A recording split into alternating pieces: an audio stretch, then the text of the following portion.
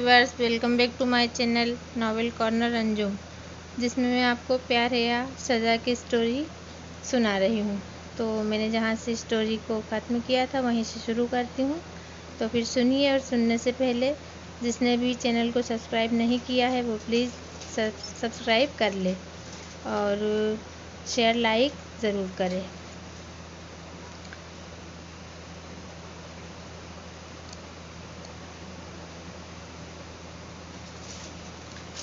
सरिता ने पूछा, बाकी सब लोग कैसे हैं जीजू? बस गुड हैं सब लोग, बस हम ही आपकी दीदी के इंतज़ार में दुबले हुए जा रहे हैं। और आपकी दीदी हमसे बस एक बार ही बात करती है। उन्हें समझाइए यार, इस बीमार पर रहम करें। प्रदीप ने उल्हाना दिया। आभा के पति का नाम प्रदीप था। सरिता हंस पड़ी। जीजू, यह आपका पर्सनल मामला है, आप ही निपटाइए इसे, हमें माफ़ कीजिए। प्रदीप बोला, माफ़ी एक शर्त पर मिलेगी साली साहिबा, अपनी दीदी से कहो हमारी बातचीत का टाइम थोड़ा बढ़ा दें। सरिता ने कहा, ओके, इतना काम तो आपकी साली साहिबा ज़रूर कर सकती है। डोंट वरी जीजू, हम दीदी से कह देते हैं कि वे आपसे 2 मिनट ज़्यादा बात करें। ओके बाय, आप अपनी होने वाली लाइफ पार्टनर से बात करने जा रहे हैं। आपका टाइम शुरू होता है अब।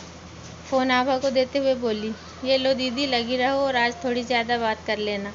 अपनी सरू की थोड़ी इज्जत रख लेना, मैंने जीजू से वादा किया है। आभा फ़ोन लेकर खिड़की के पास खड़ी हो गई।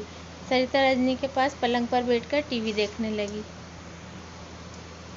पता है रजनी भाभी, हम कल बैतूल जा रहे हैं बुआ के घर, रजनी चौकी।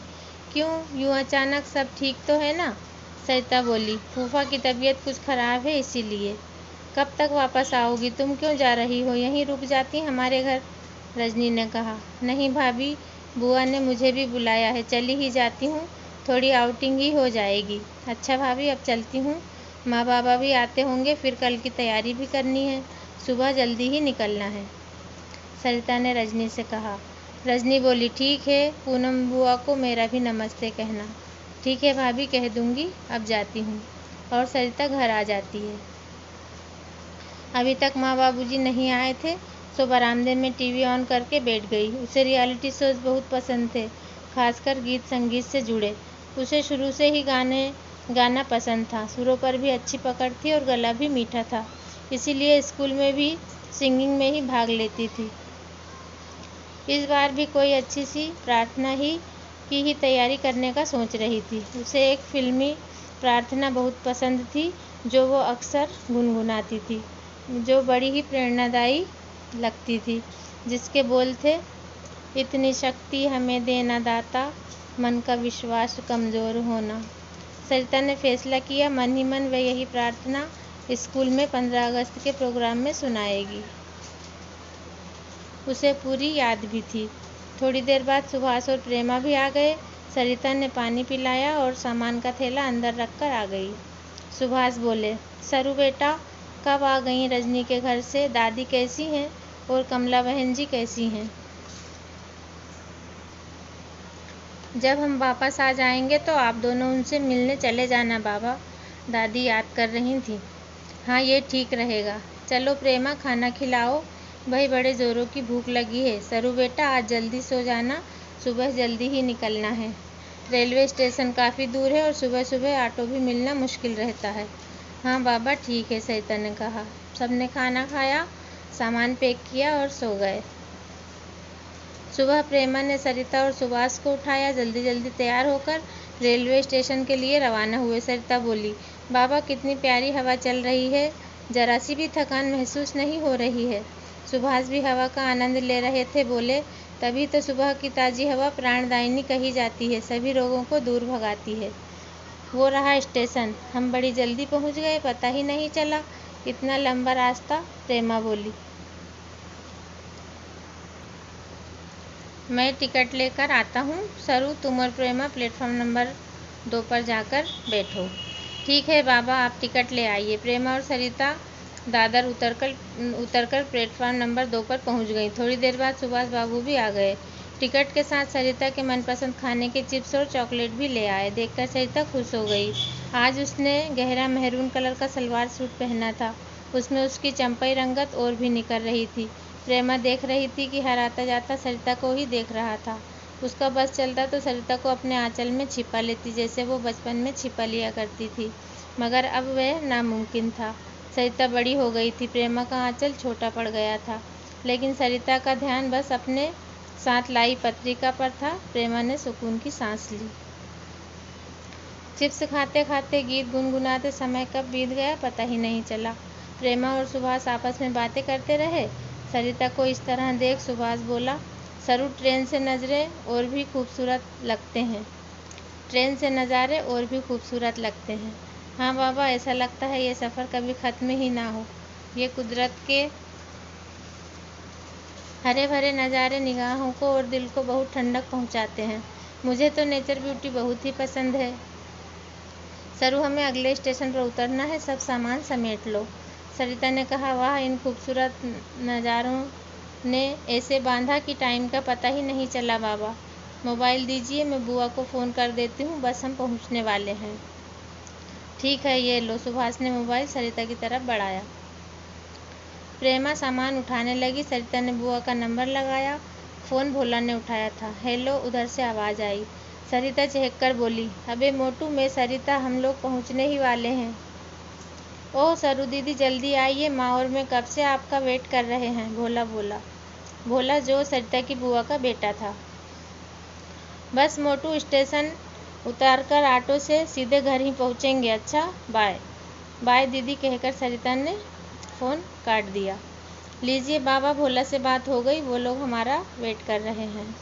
लो बाबूजी, घर आ गया। रोक दो भैया। सरिता और प्रेमा उतरकर सीधे घर में आ गई। सुभाष पैसे देकर अंदर आए। बुआ और भोला हाल में ही गेट पर खड़े थे। भोला दौड़कर सरिता से लिपट गया। सरू दीदी, मामी जी, मामा जी, आइए। प्रेमा ने जाकर पूनम के पैर छुए। पूनम भी सुभाष के गले लगी। सरिता ने बुआ के पैर छुए। पूनम ने आशीर्वाद दिया। तब तक भोला पानी के गिलास ट्रे में रखकर ले आया। सरिता ने गिलास लेते हुए कहा, लगता है मोटू बड़ा हो गया है, बुआ के काम में मदद करवाने लगा है ना बुआ? हाँ सरिता, वाकई भोला बड़ा हो गया है, मेरी थोड़ी मदद तो कर ही देता है, सुभाष ने कहा। पूनम, दामाद बाबू कैसे हैं और वे कहाँ हैं? चलिए भैया भाभी, सरिता भोला के पापा के पास चलें। वे सबको रूम में लेकर गईं। भोला के पापा पलंग के सिरहाने बड़े से तकिए से टेक लगाए लेटे थे। काफ़ी कमज़ोर लग रहे थे। जैसे ही सबको देखा, उठकर बैठने लगे। सुभाष ने कहा, नहीं दामाद जी, आप लेटे ही रहिए। नमस्ते फूफा जी, सरिता ने कहा और उनके पास पलंग पर ही बैठ गई। फूफा जी ने सिरहाने और सरक कर आधे बैठे होकर सरिता के सिर पर पैर से हाथ फेरा। ठीक है बेटा, और आप सब कैसे हो? प्रेमा भाभी, सरिता तो कितनी बड़ी हो गई है और बहुत ही सुंदर भी हो गई है। बस शिव शंकर की कृपा है भाई साहब, आप लोग बैठिए, मैं चाय बनाकर लाती हूँ। पूनम उठने लगी तो सरिता ने कहा, आप लोग बैठिए बुआ जी, चाय मैं बना कर लाती हूँ, कहकर उठकर किचन में आने लगी तो भोला भी साथ हो लिया। यहाँ का सब कुछ सरिता का देखा भाला था। झट से चाय बनाकर छान दी। भोला सबको देकर आ गया। सरिता से बोला, दीदी मेरे रूम में चलो, मैं आपको अपना लैपटॉप दिखाता हूँ, पिछले महीने ही पापा ने मुझे ला कर दिया था। क्या सच? सरिता खुश होकर बोली और वह दोनों रूम में चले गए। बुआ ने पुकारा, अरे भोला सरिता, चलो भाई, पहले खाना तो खा लो, फिर कुछ भी करना तुम दोनों, इनकी बातें कभी ख़त्म ही नहीं हो सकती। आओ जल्दी, पहले खाना खा लो।